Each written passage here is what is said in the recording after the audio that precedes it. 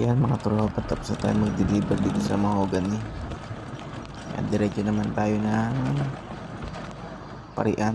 Dito lang po to sa Mahogany sa Loob. Pupunta pa sana ako ng Uwisan, kaso dito pa lang sa Mahogany naubos na yung dala ko. Iisa na yung natira, kaya dadaling ko na lang to sa Parian. Siguro yun sa Uwisan, siguro mga bukas na lang ng tanghali. At yan mga tropa, nandito tayo sa Parian. Dito lang to sa Meriles. Tanungin natin si kuya kung kukuha ng ating case croquet. Meron nga pala siyang natirang isang piraso, kaya papalitan natin yan. Kapag may natitira, binabawas na lang namin dun sa isang bundle.